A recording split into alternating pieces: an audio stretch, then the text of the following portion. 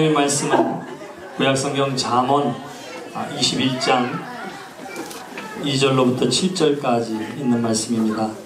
잠언 21장 2절로부터 7절까지 있는 말씀입니다. 사람의 행위가 자기 보기에는 모두 정직하여도 여호와는 마음을 감찰하시느니라. 공의와 정의를 행하는 것은 제사 드리는 것보다 여호와께서 기쁘게 여기시느니라. 눈이 높은 것과 마음이 교만한 것과 악인이 형통한 것은 다 죄니라.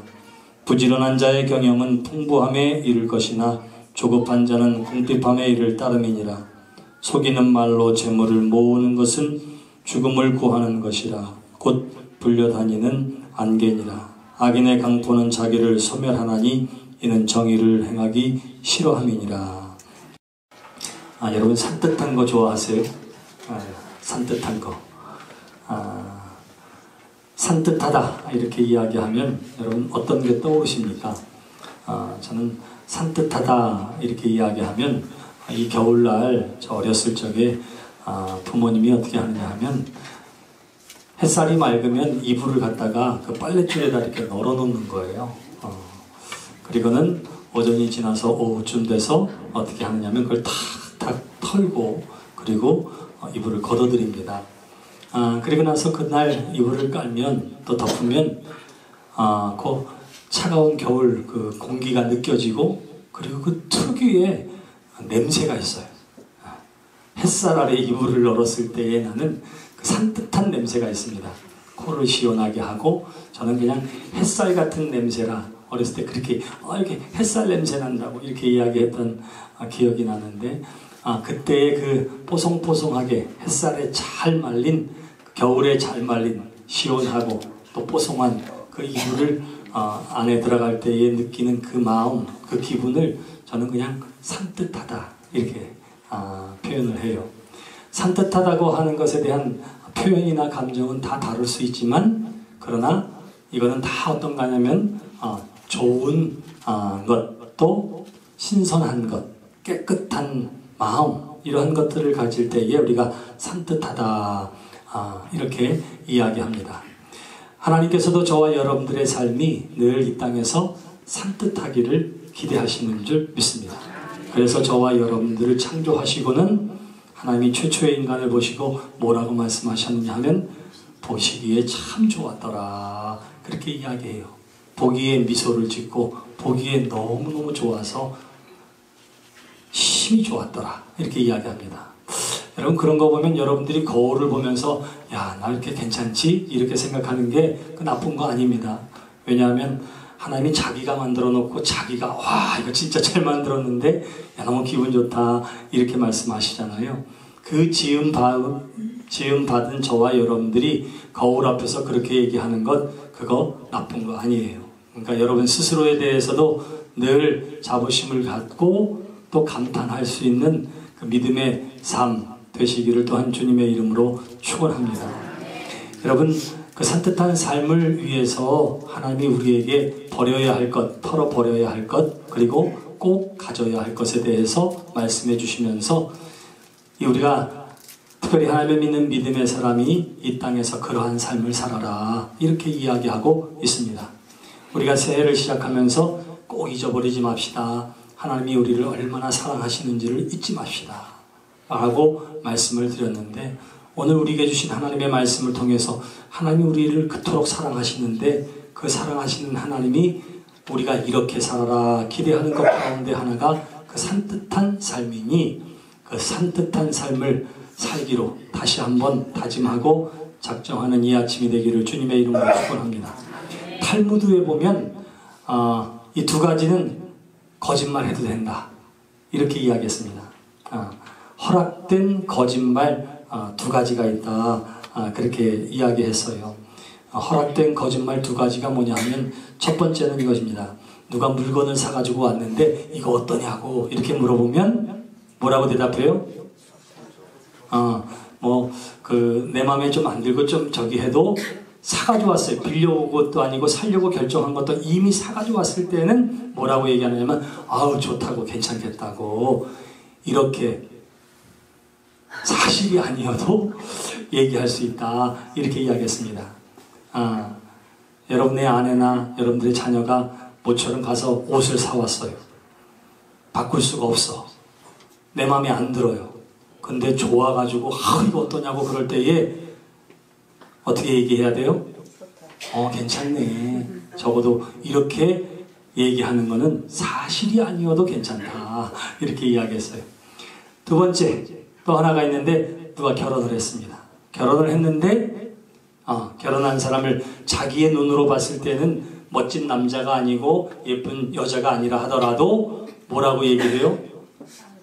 야, 참 괜찮더라. 참 예쁘더라. 참 잘 살겠더라. 이렇게 이야기해도 된다. 그렇게 이야기했습니다. 그 이유가 어디에 있느냐 하면 사실을 이야기해서 불화를 만드는 것보다는 거짓이라도 화평케 하는 것이 더 낫다. 탈무드의 정신은 그것입니다. 자, 그러한 의미이지 거짓말하고 속여서 자기의 이득을 취하거나 불의를 탐하려고 하는 것은 안 된다 하는 거예요. 그러니까 그 정도야 그렇지만 그러나 그 나머지는 뭐 하면 안 돼요? 거짓말하지 말아라. 사실은 그렇게 가르치고 있는 것입니다. 하나님은 참이신 줄 믿습니다. 유일한 진실하신 하나님, 거짓이 없으신 하나님이신 줄 믿습니다. 하나님을 대적하는 마귀는 거짓말쟁이요 혹은 거짓의 아버지라 그렇게 이야기해요. 저와 여러분들은 거짓의 아버지 사단을 섬기는 사람들이 아니라 참과 진리의 하나님을 섬기는 사람들이요 그분의 자녀이기 때문에 하나님이 우리에게 기대하시는 것도 거짓을 멀리하고 참된 삶, 바로 그것을 하나님께서 기대하시는 줄 믿습니다. 그래서 10계명에도 보면 9번째 계명이 뭐예요? 거짓 증언하지 말아라. 이렇게 이야기합니다. 거짓말하지 말아라. 그런가 하면 레위기 19장 11절에도 도둑질하지 말아라, 속이지 말아라, 거짓말하지 말아라 이렇게 이야기하고 에베소 4장 25절에도 뭐라고 이야기하냐면 거짓을 버리고 각각 그 이웃으로 더불어 참된 것을 말하라 이렇게 이야기하는 거예요. 그래서 성경은 계속해서 우리가 멀리해야 할 것이 거짓이라 이렇게 이야기합니다. 오늘 우리가 함께 읽은 본문 말씀 잠언의 말씀은 하나님 앞에서의 성공된 삶의 비결을 인생의 도덕성, 윤리성에 있음을 우리에게 보여주고 있습니다. 그 중에 21장의 말씀은 특별히 하나님께서 우리로 하여금 이 땅에서 정직한 삶을 통해서 승리해야 함을 또 성공해야 함을 가르쳐주고 있는 것입니다. 우리가 2절로부터 7절까지의 말씀을 읽었지만 1절로부터 12절까지의 말씀에서는 악인들은 특징이 이렇다. 하나님이 이렇게 가르쳐주세요.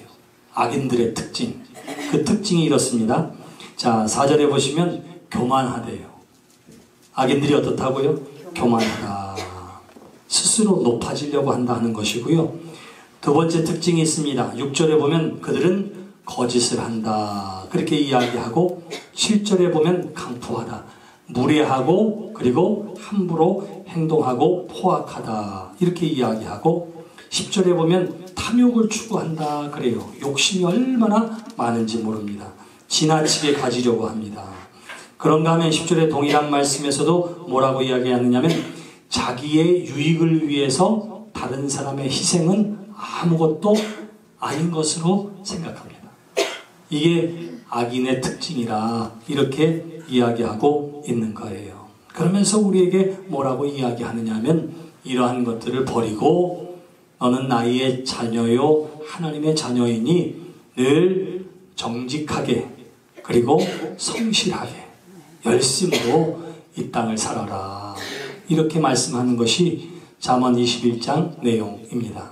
그러면서 그 정직한 사람들에게 하나님께서 이렇게 해주겠다라고 보장해 주신 것이 21절의 말씀이에요.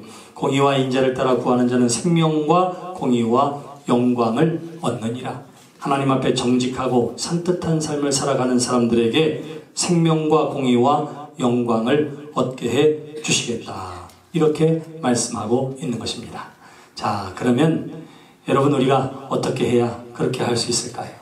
오늘 성경 2절은 이렇게 시작합니다. 사람의 행위가 자기 보기에는 모두 정직하여도 여호와는 마음을 감찰하시느니라. 참 어려운 말씀입니다. 왜냐하면 사람들이 주로 보는 것은 뭐지요? 그 사람의 행위입니다. 우리가 누구를 볼 때에 이 사람 좋은 사람이야, 나쁜 사람이야, 괜찮아 하는 것은 무엇을 보고 판단해요? 그 사람이 하는 행위를 보고 판단하게 됩니다. 근데 오늘 성경을 보니까 하나님은 행위를 보는 것이 아니라 무엇을 보신다고 그래요? 그 마음을 보신다. 이렇게 이야기합니다. 마음을 보신다. 하나님이 보시는 것과 사람이 보는 것이 좀 다르다. 이렇게 이야기해요. 그러면서 이 행위로는 다른 사람들로부터 정직하고 온전하고 괜찮은 사람이라 이렇게 평가받는데 성공할 수도 있다. 그렇게 말합니다. 그런데 그 마음을 들여다보면 모든 것이 다 드러난다. 이렇게 이야기를 하고 있는 거예요. 여러분 어떻습니까? 여기 하나님을 떠난 사람들, 악인들의 특징이 어떠했는지를 이야기하면서 교만, 거짓, 탐욕, 그리고 자신의 이익을 위한 다른 사람의 희생, 이렇게 이야기했을 때에 여러분 안을 가만히 들여다보시기를 바랍니다. 여러분들은 다 하나님을 믿는 믿음의 사람이고 그래서 하나님의 자녀된 사람이라면 지금 이 악인들의 특징은 여러분들의 것이 되어서는 안 됩니다. 아무리 눈을 씻고 여러분 마음을 헤집어도 이러한 마음이 없어야 되겠지요. 여러분들의 마음에 교만이 있습니까? 여러분들의 삶에 거짓이 있습니까? 여러분들이 탐욕 가운데 살고 있지는 않습니까? 다른 사람이 아파하고 힘들어하고 나 때문에 어려움 당하는데 눈조차 돌리지를 않고 있습니까? 자, 여기에서부터 자유로운 사람이 있는지 모르겠어요. 여러분 어떻습니까? 만일 여러분들이 내 삶에 그러한 모습이 있는데 그런데 하나님은 여전히 산뜻한 삶을 살라고 하는데 내가 어떻게 해야 할까? 라고 한다면 그 어떻게 라고 답하기 전에 해야 할 첫 번째가 있습니다. 그것이 무엇인가 하니 바로 깨끗하게 되어지는 것입니다. 그림을 잘 못 그리는 아이들에게 그림을 그리라고 하면은 어떻게 하는 줄 아세요? 자꾸 스케치북을 뜯어요. 종이를 찢어버립니다. 막 그리다 마음대로 안 되니까 어떻게 돼요? 이거를 고치고 다시 하려고 하지 않고 어떻게 탁 그거는 새로 시작하고 싶어요. 그림을 그리는 것이 실수고 잘못이고 마음에 안 들 때는 뜯어내고 새 도화지에다 그릴 수 있지만 우리의 인생은 푹 뜯어내고 그리고 나서 새로 시작할 수 있는 인생이 아닙니다. 우리는 계속해서 그 위에 덧칠하고 덧칠해 가는 것처럼 보여요. 그럼에도 불구하고 우리가 깨끗한 삶, 하나님 보시기에 아름다운 삶을 위해서 스케치북을 뜯지는 않지만 그것보다도 더 완전하고 온전하게 깨끗하게 되어지는 방법을 성경은 뭐라고 이야기하느냐 하면 우리가 죄인인 줄 알고 우리가 우리의 죄를 회개하고 자복하면 저는 미쁘시고 의로우사 우리의 모든 죄를 사하여 주실 것이요. 우리의 죄를 용서해 주시겠다. 너희 죄가 주홍같이 붉을지라도 눈과 같이 희어지게 되리라. 이렇게 말씀하셨습니다. 깨끗한 인생, 깔끔한 인생을 위해 해야 할 것, 준비해야 할 것이 뭐예요? 나의 죄를 가지고 하나님 앞에 회개하고 용서함 받아 깨끗하게 되어지는 것입니다. 사도 바울을 통해서 고린도후서 5장 17절에 뭐라고 이야기해요? 누구든지 그리스도 안에 있으면 새로운 피조물이라. 이전 것은 지나갔으니 보라 새 것이 되었도다. 우리가 새로워지는 것 유일한 방법, 그것은 주 안에서 죄사함을 얻는 것, 바로 그것인 줄 믿습니다. 그러므로 사랑하는 성도 여러분, 매 순간순간 회개하며 하나님 앞에 나아가는 저와 여러분들 되시기를 주님의 이름으로 축원합니다. 여러분들이 우리가 지은 죄에 대해서 진실로 회개할 때에 하나님께서 어떻게 한다고 그랬어요? 하나님이 우리를 용서해 주신다 약속하셨습니다. 용서하신 줄 믿습니다.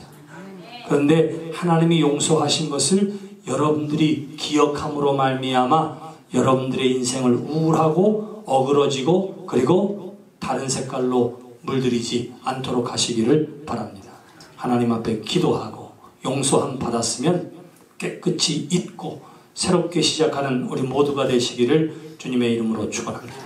이제 우리 모두가 다 예수 그리스도를 믿음으로 말미암아 구원함을 얻고 새로운 피조물이 되었습니다.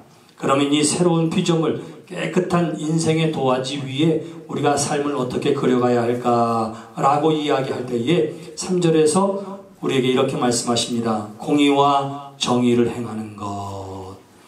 이것은 제사 드리는 것보다 여호와께서 기쁘게 여기시느니라. 할렐루야. 뭐를 행하라고 그래요? 공의와 정의를 행하라. 우리에게 그렇게 이야기합니다. 공의와 정의를 행하는 것. 옳은 일에 또 예할 것에 예하는 것. 바로 그 편에 서는 것을 우리에게 이야기하고 있는 것이지요.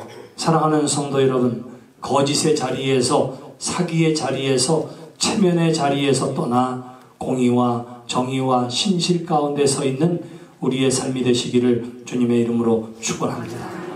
우리가 그러한 삶을 정치인들이나 혹은 경제인들만 그 일을 하는 것은 아니에요.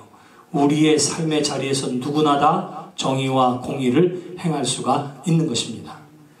저울을 속이지 말아라. 성경은 그렇게 이야기합니다. 불의한 이득을 탐하지 말도록 이것이 바로 우리가 행할 수 있는 공평과 정의의 삶이 되어지는 것이지요. 우리가 공의와 정의를 행할 때에 잊어버리지 말 것, 그것은 하나님을 경외함 때문입니다. 거짓말하지 않는 이유, 다른 사람을 속이지 않는 이유, 불의한 이익을 취하지 않으려고 하는 이유는 그것을 미워하시는 하나님이 나를 주목하고 계심을 알기 때문에 그래요. 우리가 그러한 삶을 살아야 합니다.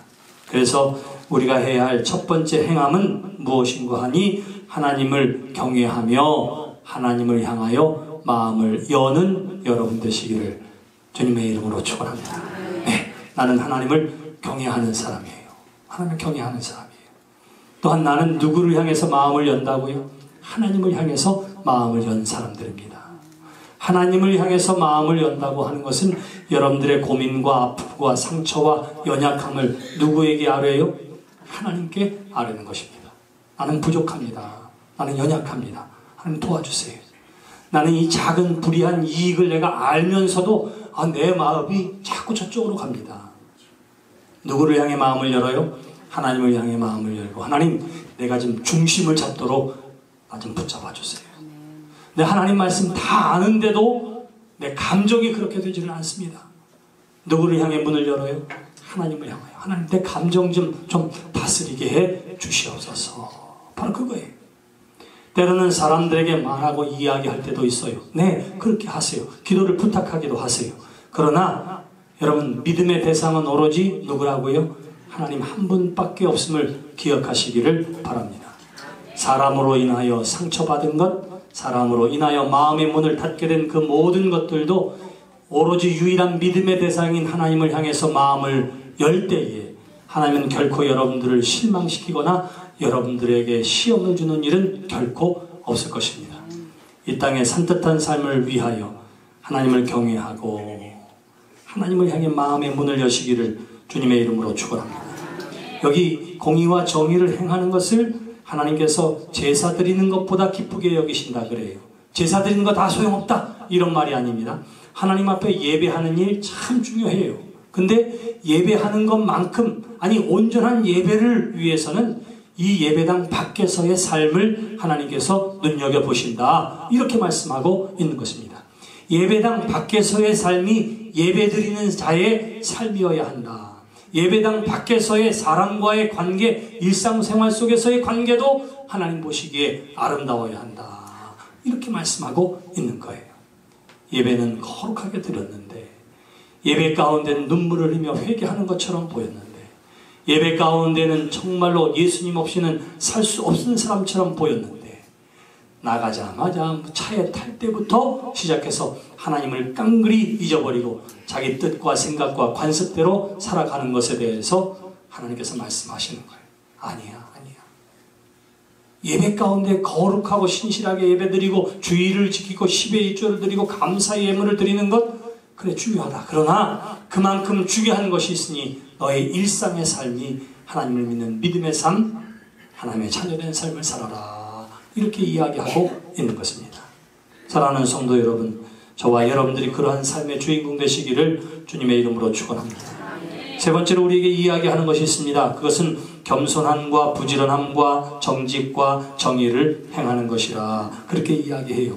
곧 4절에 보시면 눈이 높은 것 마음이 교만한 것은 다 악인의 것이기에 하나님이 기대하시는 것은 겸손이라. 5절 부지런한 자 이야기하는데 우리가 부지런함과 성실이 중요하다. 6절에 속이는 말 이야기합니다. 우리가 정직해야 된다. 이렇게 이야기해요. 여러분, 오늘날 성공이 거짓을 바탕으로 이루어진 성공은 반드시 어떻게 해요? 무너지게 될 것입니다. 정치인이 잠시 거짓말을 하고 뭔가 인기를 얻어서 자리를 차지할 수 있어요. 5년, 10년이 갈 수도 있습니다. 그러나 그것은 반드시 무너지게 될 것입니다. 하나님의 말씀이에요. 그래서 우리로 하여금 어떻게 하느냐 하면 정직히 행하는 것보다 중요한 일이 없다. 이렇게 말합니다. 곧 하나님이 기대하시는 산뜻한 삶, 그래서 하나님을 경외하고 하나님을 향해 마음문을 열고 그리고 예배자의 삶을 살아갈 때에 나타나는 가장 큰 특징은 거짓을 멀리한 진실한 삶이라 이렇게 이야기하고 있는 거예요. 우리가 흔히 진실하다 이렇게 이야기하면 그냥 솔직한 것으로 끝날 것 같지만 오늘날 우리에게 진실해야 할 많은 분야들이 있습니다. 여러분들이 돈을 벌고 사업을 하는 그 일과 장사하는 일과 그리고 생계를 유지하는 그 삶 가운데에서도 여러분 정직한 믿음의 삶을 살게 되시기를 주님의 이름으로 축원합니다. 여러분 경제학자인 칼브레드라고 하는 사람이 뭐라고 이야기했느냐 하면 경제는 도덕이라고 하는 바다 위에 떠있는 섬과 같다 이렇게 이야기했어요. 다시 말하면 도덕적이고 윤리적인 것이 무너지면 그 경제적인 성공도 곧 무너지게 되어지는 것이지요. 미국의 실리콘밸리 들어보셨죠? 지식정보 산업이 가득 차 있는 스탠포드 대학이 있고 그 다음에 애플도 있고 구글 회사도 거기에 있고 넷플릭스도 거기 있고 모든 회사들이 다 거기에 모여 있습니다. 지금으로부터 한 13, 14년 전에 새로운 창업을 한 사람이 있어요. 엘리자베스 홈즈라고 하는 스탠포드 대학을 다니다가 중퇴를 한 사람이에요. 백인이고 여자이고 생김새도 얼마나 이목구비가 뚜렷하고 잘생겼는지 모릅니다. 근데 이 사람이 어떻게 하느냐면 가정에서 그저 피 한 방울만 가지고도 어떻게 하냐면 사람에게 있는 수백 가지의 질병을 판단할 수 있는 기술을 개발했다 하는 거였어요. 미국 사람들이 얼마나 열광을 했는지 모릅니다. 여러분 혈액 검사하면 보통 뭐 감기능 검사하고 당 검사하고 뭐 이런 거 하면 여러분 얼마 정도 내요? 네? 한 얼마 정도 되죠? 한 5,000원 정도, 10,000원 정도 내요 우리 부담이? 2만 원. 그래요? 미국에서 한 그 검사를 받을 때에 한 10가지 정도 검사, 뭐 감기능 검사나 이런 거 하면 적어도 700불에서 1,500불 정도 냅니다. 얼마냐면 한 90만 원에서 150만 원 이상 내요. 그러니 얼마나 의료 수가가 높아요. 그런데 요 조그만 거 하나 가지고 내 피 한 방울 뽑은 거 가지고 수백 가지의 질병을 다 찾아낼 수 있다고 하니까 정말 미국이 난리가 났습니다. 난리가 났어요. 그래가지고는 언론 재벌이라고 하는 머덕이라고 하는 사람도 그리고 헨리 키신저인 국무장관도 미국의 60대 국무장관을 지낸 슐츠라고 하는 사람도 여러분들이 잘 아는 빌 게이츠 전 대통령도 여기에 투자했어요. 여기에 투자했어요. 그리고는 실리콘밸리에서 제2의 빌 게이츠가 나타났다. 뭐 이래가면서 그냥 난리가 나고 투자자들도 난리가 나고 이제 세상이 바뀔 것이라고 난리가 났습니다. 그런데 이 난리난 그래서 이 기업의 가치가 10조 원까지 치달았어요. 10조 원까지. 그런데 야 이거 아무래도 좀 이상하다라고 생각되어지고 그리고 계속해서 퇴사하는 직원들을 가지고 하나하나 인터뷰를 하다가 이거 다 거짓말이구나 하는 것을 한 언론인이 찾아내게 됩니다. 그리고는 하나하나 파헤쳐 봤더니 결국은 뭐였냐면 다 사기였어요.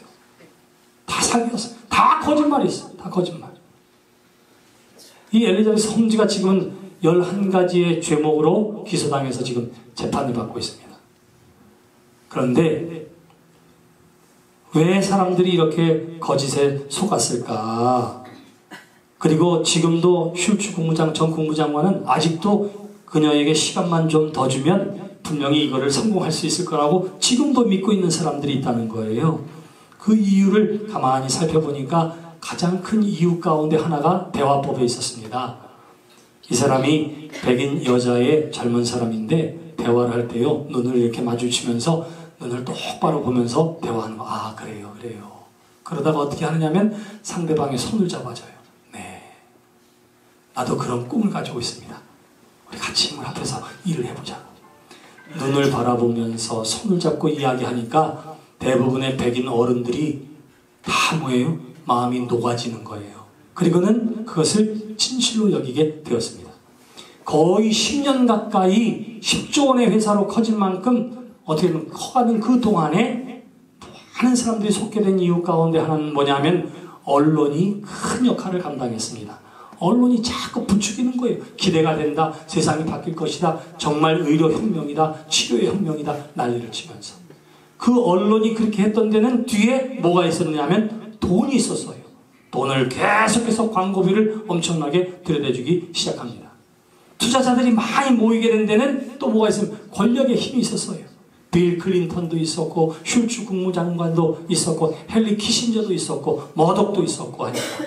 그러니까 어떻게 보면 사람들이 그냥 달려들게 된 거예요. 미국의 이야기 같지만 우리나라에도 불과 수년 전에 황우석 박사가 이러한 일들을, 비슷한 일들을 가지고 줄기세포를 가지고 모든 질병, 난치병 치료할 수 있다고 이야기해서 세계가 들떴던 적이 있습니다. 그런데 어때요? 결국은 다 사상두각처럼 무너지고 쓰러지게 되어지는 것입니다. 윤리와 도덕과 그리고 진실 위에 세워지지 않은 경제적인 부도 다 뭐예요? 무너지게 됩니다. 정치적인 권력도 마찬가지입니다. 우리의 삶도 마찬가지입니다.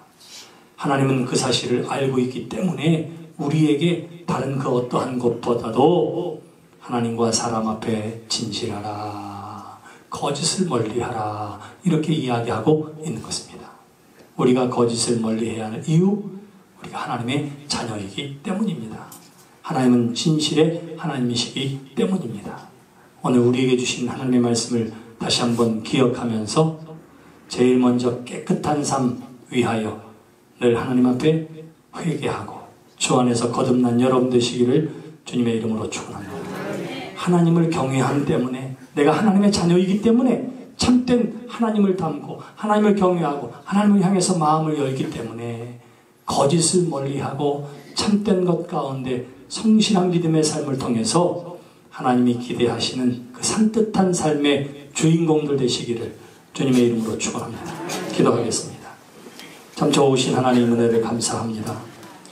세상의 우울한 소식, 이런저런 거짓의 소식들 가운데에서도 우리로 하여금 하나님의 말씀을 따라 참되신 하나님의 자녀인 줄 믿사오니 거짓을 멀리하고 교만을 멀리하고 오로지 하나님을 경외하는 믿음 가운데 하나님을 향하여 마음은 활짝 열고 이 땅에서의 예배자로서의 삶, 하나님이 기대하시는 참된 진리와 공의 가운데에, 정의 가운데 행하는 믿음의 삶을 살아가는 우리 모두가 되게 해 주시옵소서.